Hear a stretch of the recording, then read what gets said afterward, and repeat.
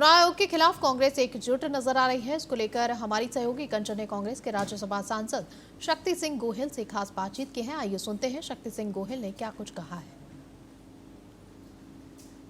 कांग्रेस के राज्यसभा सांसद शक्ति सिंह गोहिल जी इस वक्त हमारे साथ बातचीत करने के लिए मौजूद है। सर, आज जो है कांग्रेस का कॉन्क्लेव है और इसमें राहुल गांधी ने भाषण दिया। उसमें उन्होंने कहा कि मेरे पास एटम बॉम्ब है। कल भी कहा था जो फटेगा तो ईसीआई उड़ जाएगा। तमाम तरीके के आरोप लगातार राहुल गांधी उठा रहे हैं, लेकिन कल ईसीआई का भी पलटवार हुआ, भारतीय जनता पार्टी का भी पलटवार हुआ और कहा कि वो इस तरीके की बातें तो बस करते रहते हैं। देखिए, ईसीआई जो है वो एक कॉन्स्टिट्यूशनल एजेंसी के तौर पे, संवैधानिक संस्था के तौर पे काम करे और आज तक देश की आज़ादी के बाद 3 लोग मिलके इलेक्शन कमीशन ऑफ इंडिया की अपॉइंटमेंट करते थे।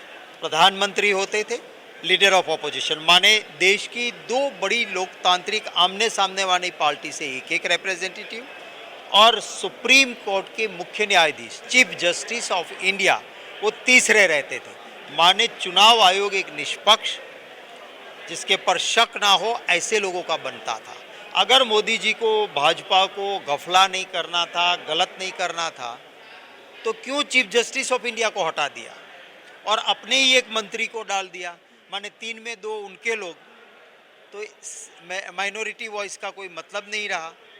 तो ये करके सिर्फ गफले करने के लिए ही किया है, या बताए देश को क्यों चीफ जस्टिस ऑफ इंडिया, जो कि एक सर्वोच्च अदालत के मुख्य न्यायाधीश को क्यों हटाया आपने? हर जगह पे चुनाव लोग हराना चाहते हैं, गफले से जीतना चाहते हैं, तो हर तरह के हथकंडे करते हैं। राहुल गांधी जी ने सही बात रखी। अरुण जेटली जी पर भी उन्होंने एक प्रश्न चिन्ह लगाया है और कहा है कि उन्होंने मुझे फोन करके धमकाने की कोशिश की थी जब मैं किसानों की लड़ाई लड़ रहा था, लेकिन मैंने उनसे कहा कि शायद आपको पता नहीं है आप किससे बात कर रहे हो। कांग्रेस पार्टी जो है मजबूत पार्टी है और डरने वाली तो बिल्कुल भी नहीं है। उनके बेटे का पलटवार हो रहा है, वो बोल रहे हैं मेरे पिताजी तो उस टाइम पे थे ही नहीं जब किसानों की लड़ाई हो रही थी।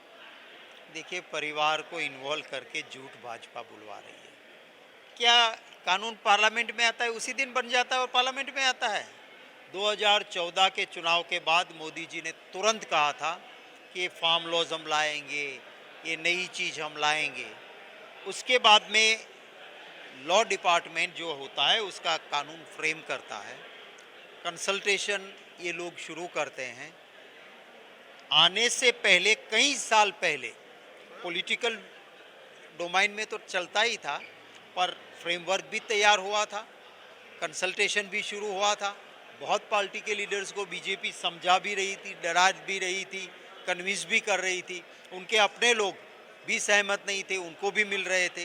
2020 में तो वो कानून पार्लियामेंट में आया, पर शुरुआत उनकी बहुत साल पहले हुई थी और उसी दौरान अरुण जेटली जी उसमें मेन जो भी कानून बनाने में भी हिस्सेदार रहे थे और कंसल्टेशन में भी रहे थे। सर, एक आखिरी सवाल, आप लगातार एसआईआर का मुद्दा उठा रहे हैं।